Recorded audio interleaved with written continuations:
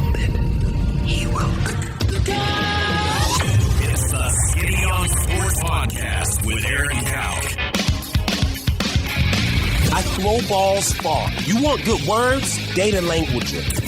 Talk real sports with a real man. Come after me! I'm a man! I'm 40! And now, here's the be-all, end-all, know-it-all of high school, college, and pro sports. Aaron Skinny Cowk with the Skinny on Sports. We're talking about practice, man. I'm the MVP. Good Thursday morning out there, Western Oklahoma. Welcome to the Skinny on Sports, right here on 98.1 FM, the Sports Animal. We're glad to have you along for the next hour. Coming up on the show today, what we've got written down at least, it's Major League Baseball official opening day. Make our picks. Division winners, wild cards, who's going to play in the championship series, who's going to play in the World Series, who is going to win the World Series in our minds. We'll do that at the end of the show. NCAA Tournament is back tonight. What's the best game, or which game are you most looking forward to watching tonight? Who's the best player on the floor in either location this evening? And then what result? I think this is actually a really easy one today. But what result tonight would crush the most brackets? I think that's a more interesting question for tomorrow, but we'll ask it tomorrow as well. We can talk some rating stuff. It's amazing. Men's and women's tournaments are having almost record, well, men's both record ratings. People want to watch. I mean, I wish they would just stop comparing the two.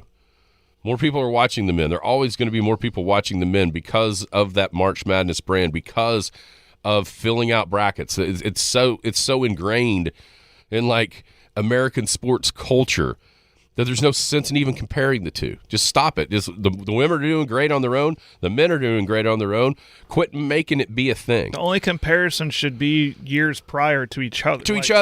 The women to the women, exactly. The men to the men. You don't, because the women are, it's always going to make you look dumb when you say things and you actually start feeding into this narrative. Hell, Caitlin Clark is talking about how more people are interested in the women than the men. No, they're not. But you could say you don't even have to say that. Just say more people are interested in this women's tournament than ever before. That's good enough. I think the real story here is, though, instead of comparing the two, I think they should be compared to the other basketball, which is the NBA. And if you look across sports viewing, everything is up rating-wise, except for the NBA. I wonder why that is. That's interesting.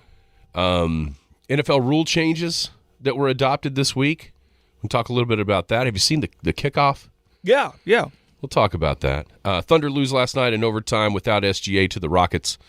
Some bench guys that have been struggling played pretty well. SGA day-to-day is what Dagnall said with the contusion in his thigh. I think there's a couple of silver linings, not just the rest. I've got another one, and I hate to go – I mean, most everybody thinks Presti is obviously a genius.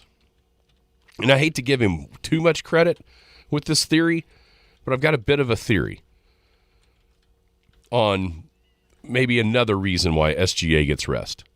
225-9698 is the phone or the text line. That is 225-9698. Give us a call, shoot us a text. We can talk about any of those things or whatever else might be on your mind.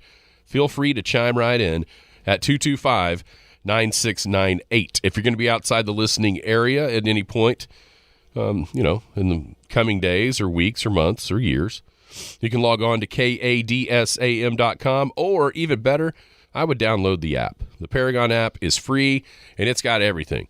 Radio, Penny News, Big Elk and Paragon TV, every single thing we do you can find in that app.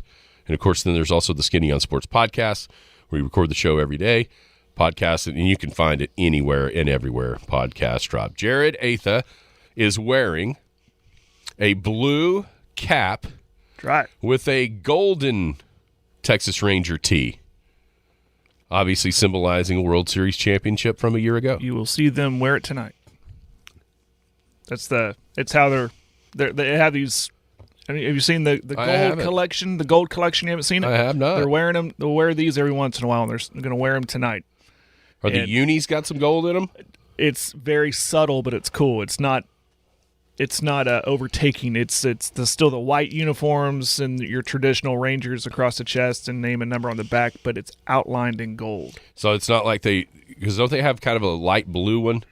They have those powder blues they wear on home Sundays. So it's not just a gold instead of the powder blue. No, there's they haven't overdone it. You always heard there during the offseason, all the banter from the Ranger fans was what are the gold? Because this is a thing that people are starting to do now to commemorate winning a title, and they so there's all these mock-ups, and one was like a pure black one with gold writing, which I did not like. But this is what I like because it's real subtle, but it's like a nod to the title. I love the hat, so I grabbed the hat, and it came here just in time for opening day. So, yeah. Well, wonderful. Yep. All right, so last night, Thunder start out way behind without SGA, end up taking the lead at halftime, back and forth. J-Dub hits a shot to send it into overtime, but then, man, Jalen Green was just too much and unguardable for the Houston Rockets. He scores 37 on a 14 of 24 night, 7 of 11 from 3. Houston wins their 10th straight game to stay in that play-in game chase right behind Golden State with a 126 win over the Oklahoma City Thunder. Only their 11th win away from home. I think you could pick out some good and you could pick out some bad as far as Oklahoma City. They obviously fought really hard, even though SGA wasn't out there. Giddey, once again, was fantastic. 31, tying a career high, 7 rebounds, 4 assists. J-Dub didn't shoot it as well as he's been accustomed to. Only 3 of 10 from 3, and he's one of the leaders in percentage in the NBA in 3-point shooting. Did dish out 10 assists. Hayward played by far his best game in a Thunder uniform, knocking down all 3 threes he shot for 13. But I think more importantly, a couple of guys, especially Isaiah Joe. Isaiah Joe got off to the hot start, and he's really been one of the better 3-point shooters in the league since he got to Oklahoma City. He struggled in the month of March, down below 30% from 3. He snapped out of it a bit with a 4 of 6 night, scored 17, had that crazy dunk over Jeff Green that I don't think people even realize he could do. And then Wiggins got more minutes, obviously. And I know people are clamoring for him to get the minutes that Hayward's kind of been getting. He scored 16. It was a minus 14 in his minutes, but he's a guy that it feels like he affects winning a lot when he's out on the floor. But ultimately, it just wasn't quite enough.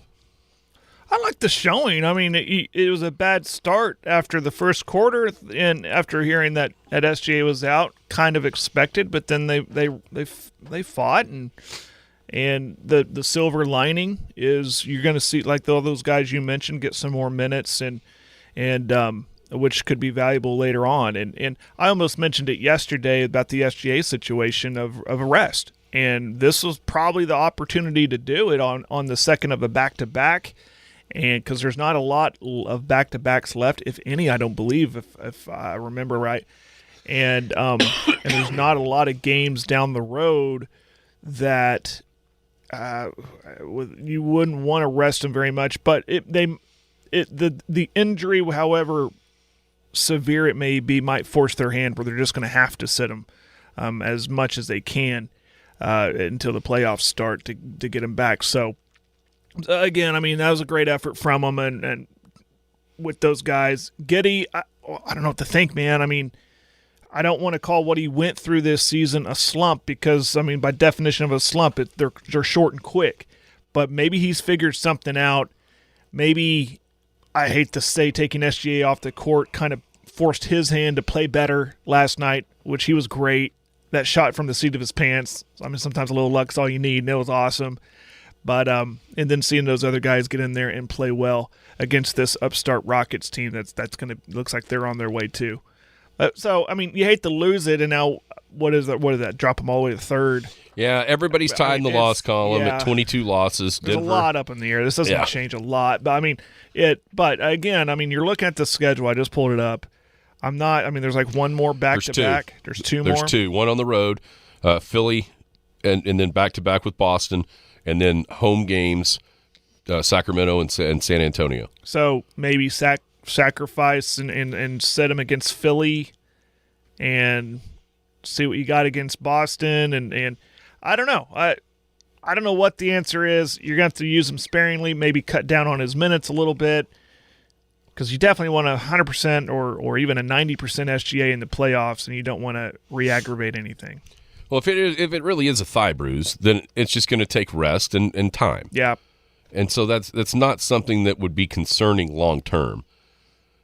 I know that they want to give him some rest. I know that everyone realizes that no matter what seed it is, no matter who the opponent is in the first round, everyone realizes and understands that Oklahoma City has an infinitely better chance with SGA healthy than with him not.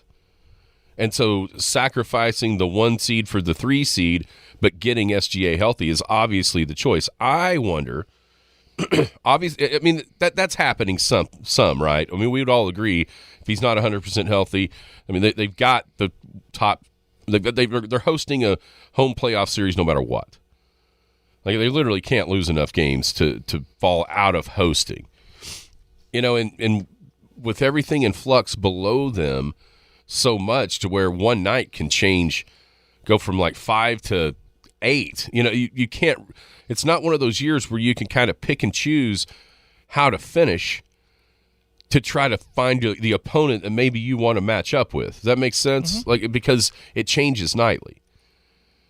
I wonder if it's this, and you mentioned – Giddey.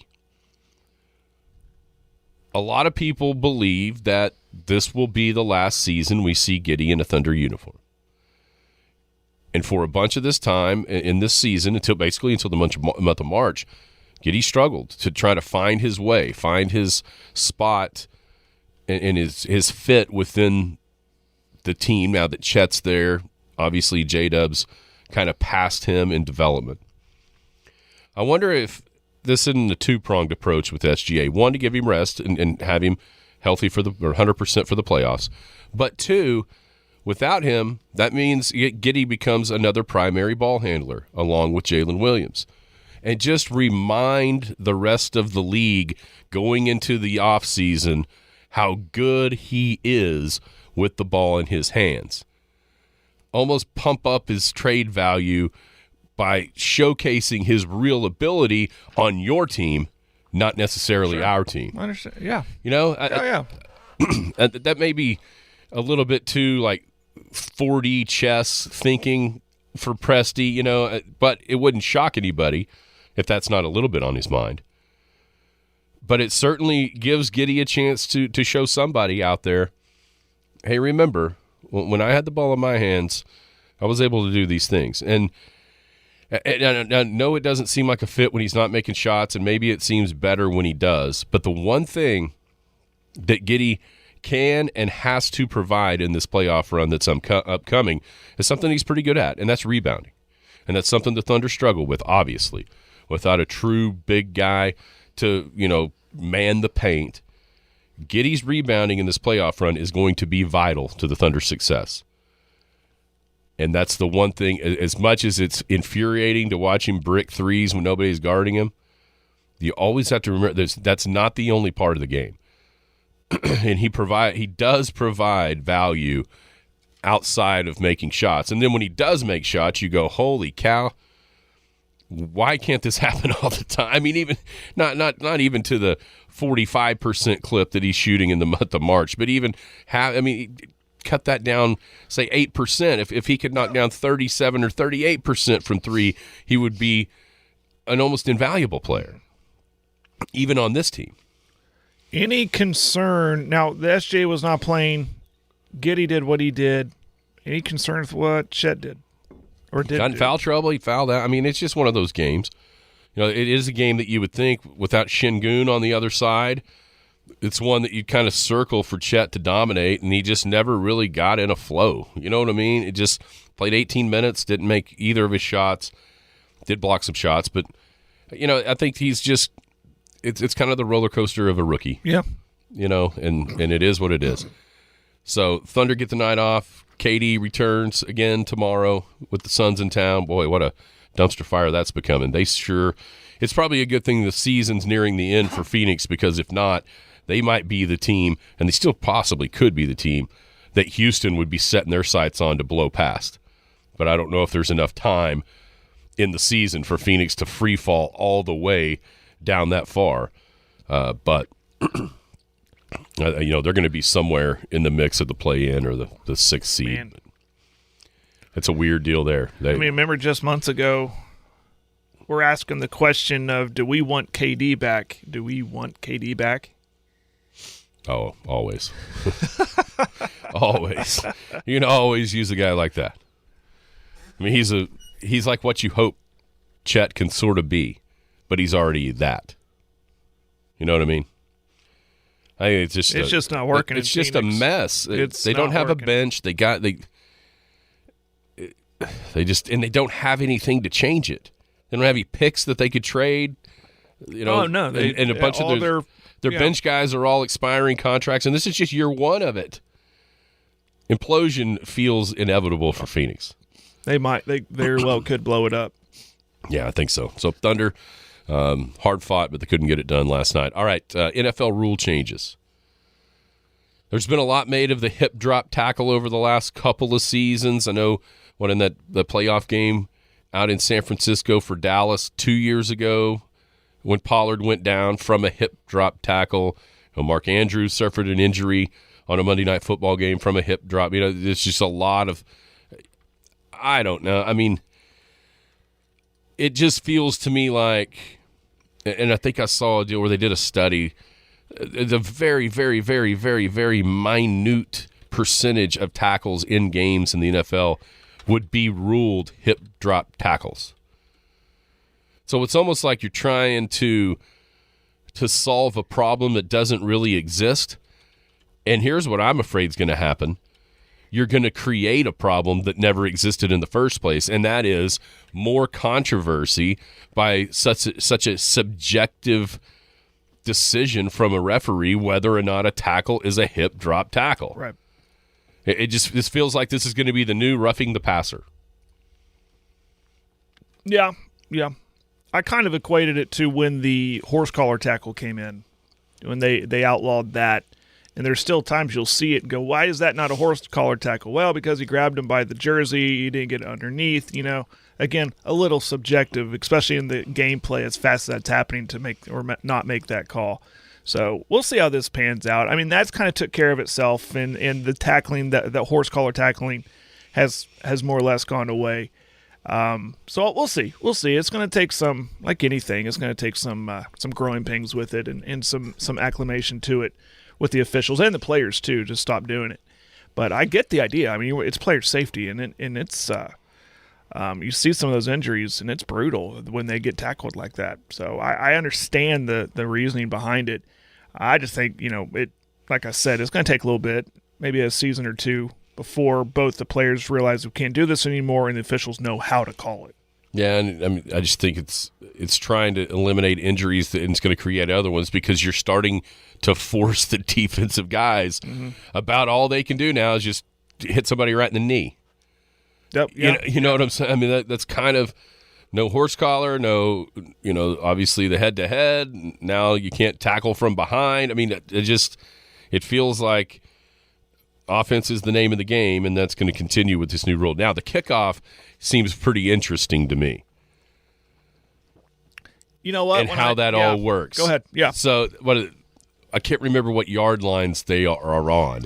Is it the 20 and the 30? I can't remember. I've seen. So the kicker is all by himself on the other side of the midfield stripe. And actually, it's a punter is a possibility. Anyhow, everyone else is down at like the 20 for the offense, the return team, maybe the 30 for the kickoff team. So they kick it and then go from there. So there's no sprinting 50 yards down to just get crushed or crush a guy. Right. So it's all way more contained. A coach, he was my history teacher in high school, called them the kamikazes. Yeah. They just go. Just go at full speed and hit somebody. Yeah. Yeah, that's gone. That's not a thing anymore. What I want to see. And remember, we saw this in the XFL. That's right. And that's where it kind of came from. And which I liked. I liked it. When I saw it, everyone else kind of like, this isn't a bad idea. No, it's not a bad idea, and it accomplishes a couple of things. I think it's not the kickoff that we're used to seeing. But I think it might allow for more kickoffs to actually take place. You know, it seems like it's just anymore, unless it's just a crazy windy game in the NFL, every kickoff is a touchback. Right, yeah. I mean, kickers have gotten so strong. Yeah, they just kick it forever. Yeah. But now maybe there's a little bit more strategy to it.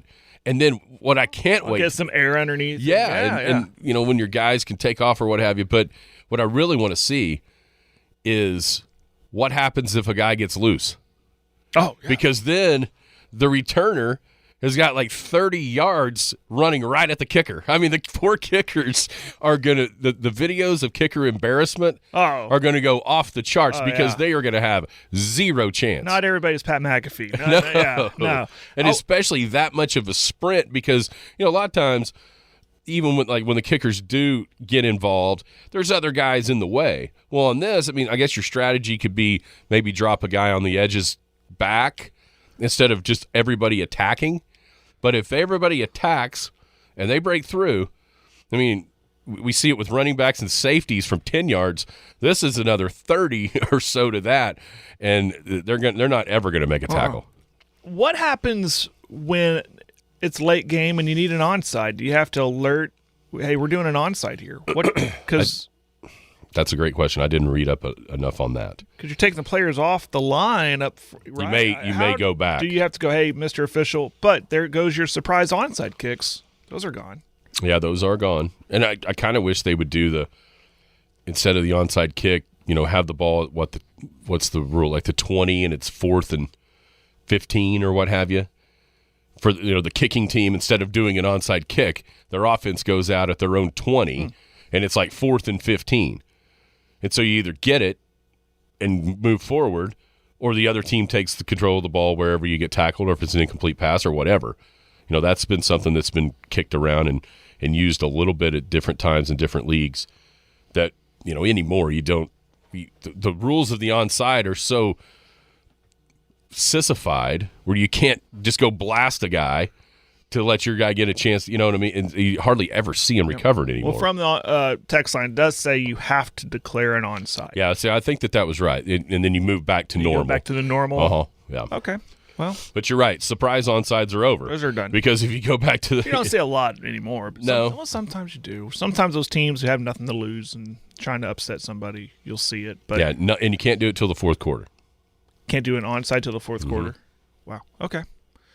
Well, I like the rule. I thought that was a thing. The XFL, the second or third or whatever iteration it was so proactive with rules like this. Yes. And that was one everybody seemed to be in favor of. So, yeah. Now the question is, when does it trickle over to the college game and then the high school game? Yeah, you know, that's right. It takes time because they always sit back and see, well, how does the NFL do it? Does it work or not work? And this might be a thing we got to prepare for. Do you remember, speaking of the XFL, the very first iteration of the XFL, you remember how that went with the kickoffs? I remember instead of a coin flip, they put the ball right in the middle Exactly. and they made them run. Yeah. Talk about injuries. Yes, They're all running full speed hurt. right at each other. Yeah, I remember that. Let's go back to that. Yeah, he hate me. He hate Rod. me. I can't remember his last name. Jones, was it? Yeah. Oh, yeah. That was awesome. That was a weird summer, man. I remember watching that stuff going, what is this? What is this? The ball was black and like red, and it was trippy. Oh, man. Hey, you know what starts Saturday is the AF, USFL, UFL, whatever it is. United Football League, UFL. Bobby Stoops and the Renegades get back at it. Yeah, they're playing the two-time USFL defending champ, hanging out here on a Sweet 16 Thursday. The NCAA Tournament gets back on the floor tonight. The East and the West brackets going at it in the regional semifinals. And if you're looking for a place to go watch those games, I have your spot. The Boomtown Grill is March Madness headquarters, and even more especially on a Thursday. Do you know what this Thursday special is, Jared? The wings. 50-cent boneless chicken wings. It does not get any better than wings, beer, and sports. Sorry about your luck there, B-Dubs. I stole your moniker.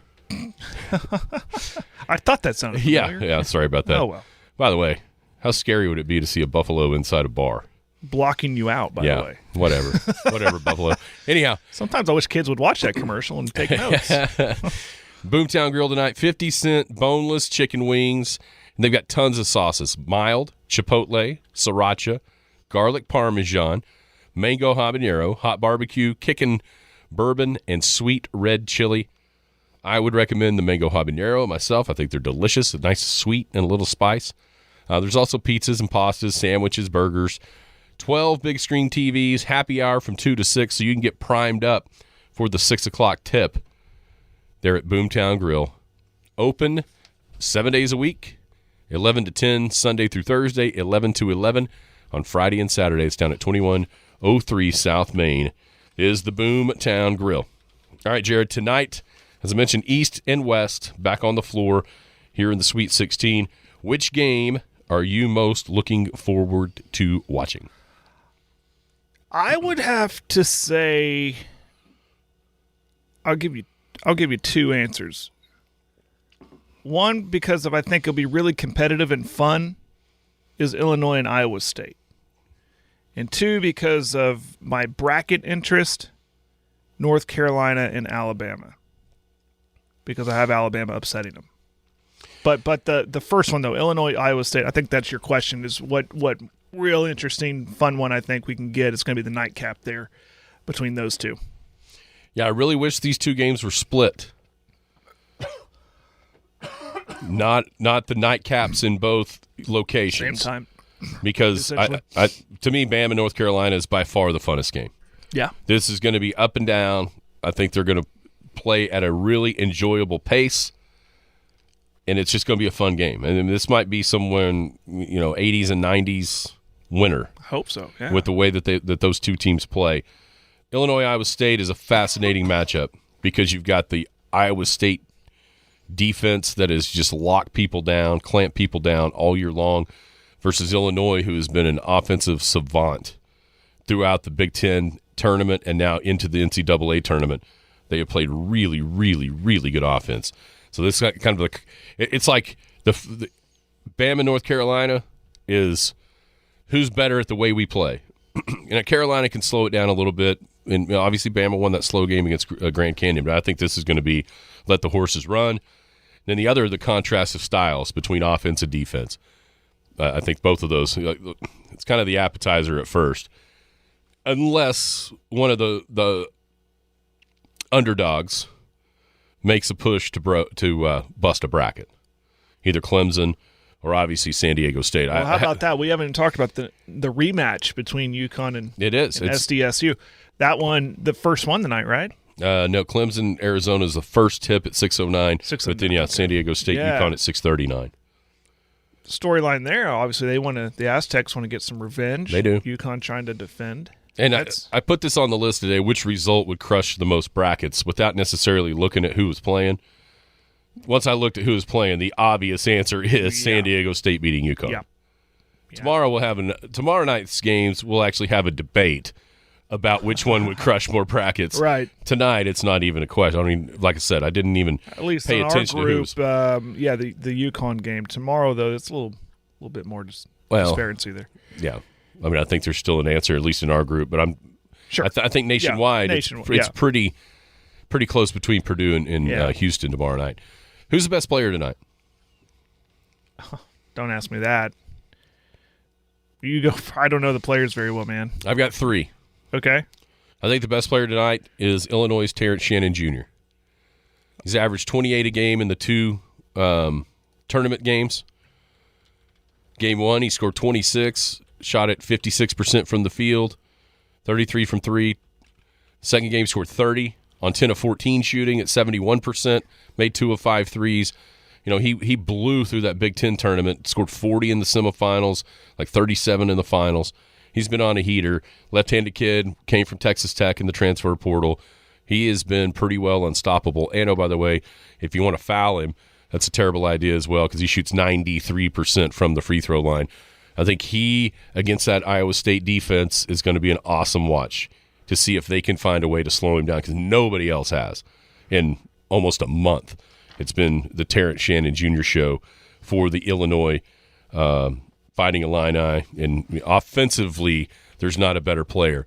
Another guy, which if your upset is going to happen, and oh, by the way, I have that same upset in the other night game with Bama and UNC. You picked Bama. I picked Bama. Look at you. Originally, I had Bama in the Final Four.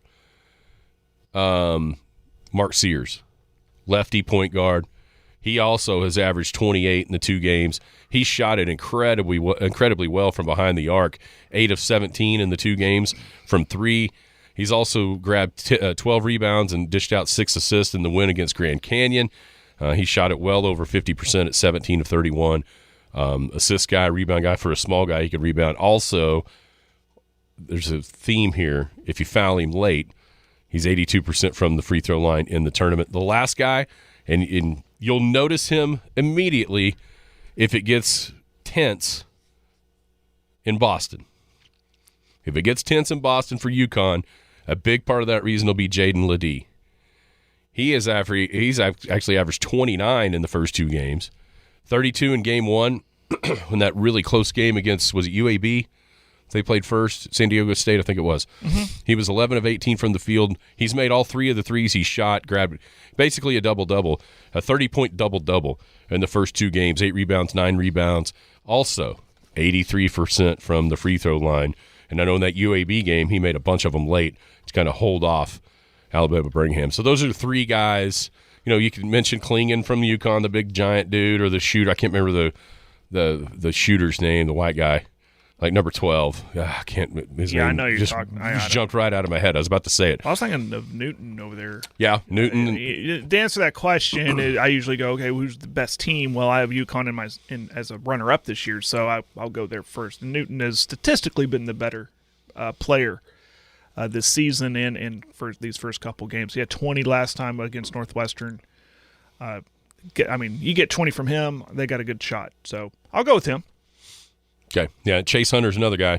If Arizona is going to be challenged by Clemson, Chase Hunter and P.J. Hall down low, those are guys that have played pretty well so far in this tournament.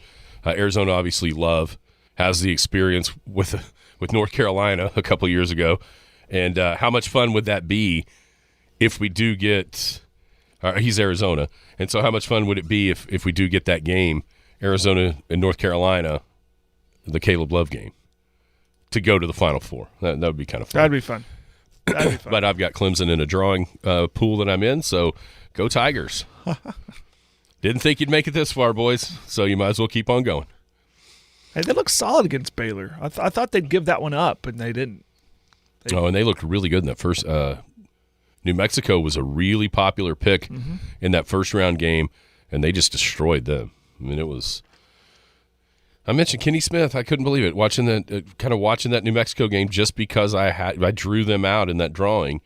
And at halftime or maybe at the end of that game, he was talking about how they've got top 10, top 8 talent in the tournament. And I thought, what? You know, early on they won a bunch of games to start. So maybe they were better than I realized. And maybe 6th seed. They were a dangerous 6th seed. I don't know. I couldn't tell you going in, but rooting for them now. Even though I've got Arizona playing in the finals. My bracket's busting anyhow. So just rip it to shreds, Clemson. Rip it to shreds. It's going to be fun. It's going to be a lot of fun. The tournament has been really played at, I think, a higher level than I know I expected. I didn't expect to see, the scoring has been, it seems, up over the last few years to me. Maybe just the games that I really paid attention to. A lot of points were scored, but there's been 100 scored, 4 or 5 times? Houston scored 100. Purdue scored 100. Florida scored 100 and lost. Colorado scored 101. Yeah, that's right. That same game. Yeah, that same game. It seemed like there might have been one other game where somebody put up a hundo, but I'm scanning. I can't find it. You mentioned Alabama, Charleston. That was what it was. Alabama. Yeah. Alabama scored 100. So there are 5 different occurrences. Charleston scored 96. Yes. I mean, A&M scored 95 and lost. You'd have thought it had taken them 3 halves to get to 95 against Houston. Instead, they lost in overtime. I don't know what to make of it, because usually when you see scoring like that, it's from teams that have played together for a long time and are are really good. And now in this transfer portal age, you get a new team every year. Sometimes you just find the right clicks, and shots go in. Yeah. Or you get tons of free throws, create those chances like A&M did, or Purdue. Gosh, you can see That's an interesting study. I wonder if someone's accumulating all these points scored. Is this the most points scored in a tournament in so long? Sure, I'm sure that stat's out there. Oh, yeah, I bet we can look it up. Or you can just sit here and do the math. Go ahead. Well, there's 158, 100. It's going to take a while. Maybe through the break. The over-under the entire tournament. I wonder if that's a prop bet somewhere. I bet you it is somewhere. Do you have a cool season grass as shade grass or maybe even for your entire lawn? We're talking about fescue, a rye, a bluegrass. Superior Lawns offers weed control and fertilization for all those, as well as the normal Bermuda that permeates the area mostly.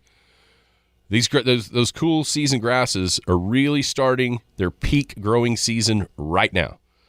And so you need to get the weeds under control and get it fertilized so that it can grow and be awesome and green throughout the summertime. How do you do that? You give my man Scott Kelly a call. 580-799-5670. Superior Lawns. We've got granular application programs, insecticides to discourage the grubs and other insects, and, of course, the fertilization programs that will bring that zing to your yard. I've already seen green grass pop up in my yard. I probably should have scalped it already. I haven't. Sorry, Scott. I'll do better. Superior Lawns, right here in western Oklahoma. It is opening day, Jared. Opening day in Major League Baseball. And for the first time in your life, and for the first time in the history of the Texas Rangers, they will begin a Major League Baseball season as the defending champs. Will that pressure be too much for them to have kind of a follow-up season to what most people would consider a surprising year that earned them the World Series trophy? No, I think that winning the way they finished last year and winning the title maybe ahead of schedule, but the idea was to turn that corner and get out of the cellar and be contenders, be right there, say in August and September. So ahead of schedule, yes, maybe a little surprising, but I don't think they're going anywhere because they're built to continue this. They got some youth there. Carter's one of them. We mentioned Wyatt Langford, a couple of rookies that are on the roster. The pitching, when it gets healthy, because there's still some health there, issues with Scherzer and DeGrom, but when they get healthy, CY has it going on. He's not constantly trying to work through development like Daniels did. It's a win-now mentality. Went and got Seager and Simeon, and then obviously it paid off. So I don't think they're going anywhere, if that's answering your question by any means. So I don't think any kind of pressure is going to get to them or anything like that. They'll be right there in the mix. And that's, as a Ranger fan, all I could ask for. I was tired of being in the cellar all the time and just kept hearing, well, the farm program, the farm system it'll be fine. The farm system's great. The farm system's awesome. And it is. It has been developed. And Daniels deserves a lot of credit for that. But now it's finally starting the proactive buying and trading and getting guys that solidify that rotation paid off last year, and I think they're going to stay towards the top of the West in the AL for the next few years. So I'm happy about it. I don't think any pressure is on these guys because they got some guys that have already dealt with that kind of pressure. You know, like Simeon and Seager and Scherzer, DeGrom when he gets there, when he gets healthy. They've been in high-pressure situations. This is nothing new for them. Yeah, that's the crazy thing is they did all that without DeGrom, which, I mean, there's no way you can trust DeGrom to be there, but they did it without him. And like Scott just said on the text line, Jordan Montgomery, yeah, that loss could be at least mitigated with DeGrom coming back fully healthy and what he's able to do. The key part to this season for the Rangers is almost the first half of the season. Don't Because fall out of contention too far. That's when the projected timeline is when you get these guys back healthy, is around the All-Star break, maybe a little later. If they can stay right there again, like towards the top of the division, and then get those guys that could put them over the top. Who knows what happens during the trade deadline? CY is so proactive. So they're not happy with just winning one. They want to continue this thing. That's the feeling I get from all the social media banter from their official social media accounts and all the videos you've seen from them. So that's the key, though, is the first part of this season. Okay, so let's make our picks. Start in the American League. We'll go to the East. Who will be the AL East champs in your mind? I like the Orioles. That's such a stacked division, obviously, but I like the Orioles. They're so young. They won over 100 games last year. Fell short to that hot Ranger team we just talked about in the playoffs, but I think they win it, and they win it going away. I like the Orioles as well. I think they addressed some of the needs in the offseason by getting Corbin Burns. Do not be surprised whatsoever if the AL Cy Young winner isn't Corbin Burns with the Orioles. Mm-hmm. And so I like Baltimore as well. In the Central, I've got Minnesota. Seems like honestly, of all the division picks in the AL, they were far and away the easiest one for me, and maybe even throughout the entire Major League Baseball, but Minnesota in the Central. I have the Twins as well. And in the West, I've got Houston as the AL West champs. Part of the reason why is that what you just talked about with the Rangers, maybe taking them a little bit to get everybody fully going. I don't know. I could see the Rangers season going a lot like it did last year. Getting guys back, getting rolling, and then being as dangerous as anybody going into the playoffs. But at least for the entirety of this season, I got Houston winning the West. Yeah, I got Houston winning the West. Question is age, where they're at with that. They did extend little man, but new GM. Does anything change there in that dynamic? But they're still really, really good. I got them, but the Rangers nipping at their heels. This might be their last hoorah. I don't know if that's the word to use, but their last before that age starts to show itself. But, yeah, I got the Astros winning the West. All right, wild cards. Until they don't make the playoffs, I'm going to pick Tampa just because they always seem to do it. I've got Tampa, I've got the Rangers, and then it came down to me that last wild card between Seattle and Toronto, and now I went with the Blue Jays. It's a good one. I like the Rangers and Rays, like you said, and I stayed in the East. I think the Yankees.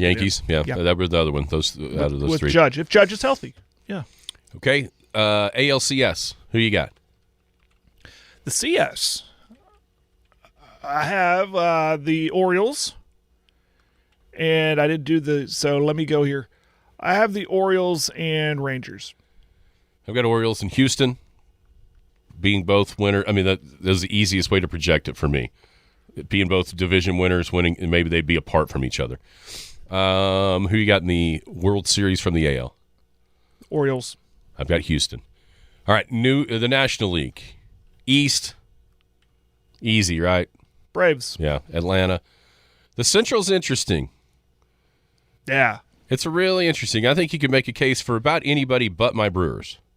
Really? Yeah, I don't think the Brewers are there. I do think that they may have the Rookie of the Year in the National League, but losing Burns, they just and the other teams are getting better. You know what I mean? It feels like the other teams. I went with Cincinnati. I like that. I went with the Cubs. I had the Cubs and scratched them out for Cincinnati. Yeah, I admittedly went to multiple previews and see what everyone else kind of thought, and a lot of people are talking about the Cubbies. So, in honor of my boy Derek, who's a big Cubs fan, and maybe even Will, I picked the Cubs. I didn't pick them because of Will. In the West, probably the best division in baseball. With the Dodgers, with the Giants, with Arizona, with San Diego. Yeah, it'd be fun division. Probably the best division. I've got the Dodgers. I do too. Speaking of proactive, I mean, they went after, obviously, Ohtani, one of them, but they didn't stop there. So I'll go with the Dodgers. Wild cards, I did tip my cap to Will with the Cubs. I've got Philly, and I went with the Diamondbacks over the Giants. I went Phillies. I went the Diamondbacks, and I put the Padres in there. Padres, yeah. I mean, that's when that West is awesome. All right, NLCS. We wanted it last year. We didn't get it. I want Dodgers-Braves. Dodgers-Braves, yeah. Okay, so you've got Baltimore in the World Series. Who do you have them playing? Dodgers. You've got the Dodgers. Okay. I've got Atlanta. I've got Atlanta-Houston in the World Series. Okay. So our champs are obviously going to be different. Your champ is? Dodgers. My champ is Atlanta. Atlanta. Very good. Atlanta in a great series against the Astros. What does everybody else got? 225-9698. Send us your text. Who you got in the World Series in the ALCSs? Any leans as far as MVPs and that kind of thing? Cy Youngs? I mentioned Corbin Burns in the AL. I think that he's in a great spot to post stats, winning stats with what the Orioles have around him. Without looking, I'm going to guess the betting favorite, Ohtani, as an MVP candidate. I think the fun race is going to be Rookie of the Year between, I mentioned Langford and Carter, and then, of course, you got, goodness gracious, Orioles. Oh, Jackson Holiday. Holiday, thank you. I think that might be the more entertaining race. I mean, look, this has got. I just found this ESPN preview. Betting favorites and stuff of just kind of winners. Yeah, they're riders like guessing. AL MVP, they've got Juan Soto and Julio Rodriguez, both with 8 votes out of 16, 20, around 25 or so. That's another reason why I like the Yankees is Juan Soto. Some other names: Gunnar Henderson, Adley Rutschman. Obviously, a couple of Orioles there. Let's see about Rookie of the Year. All right, Rookie of the Year, they've got, landslide to Wyatt Langford. Wow. The other 2 receiving votes. So he got 20 of, this is easier to add because there's only 3, 20 of 26 of the votes to Wyatt Langford. Holiday got 5, Evan Carter got 1. There you go. And then the AL Cy Young, Corbin Burns. But this one's there's a lot of people getting votes. Pablo Lopez, that's Twins. Valdez, some different guys there. Let's go and look at the NL MVP. Any guesses? You said Ohtani. Ohtani's my guess. Mookie Betts. Is Ohtani's health a concern, I wonder? He'd have to win it with his bat, clearly. Yeah.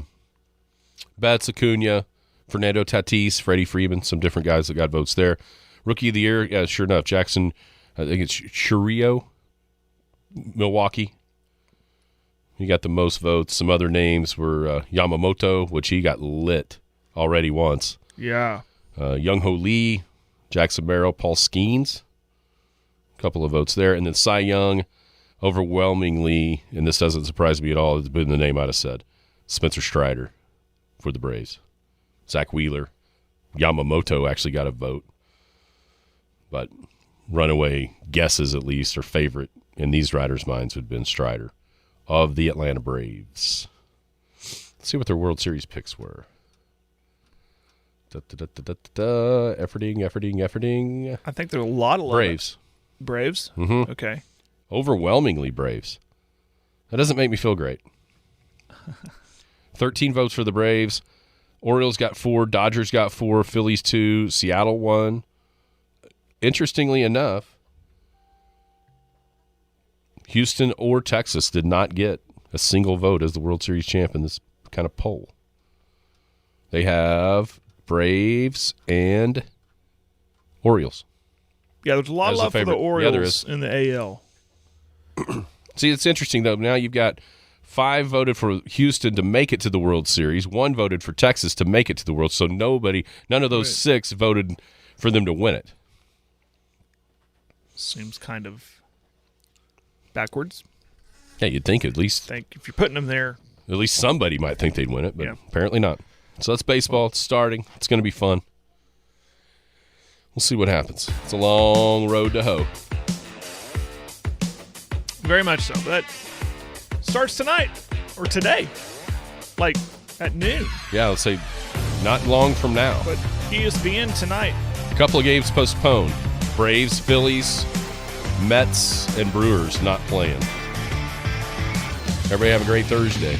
You've been listening to the Skinny on Sports podcast with Aaron Cow.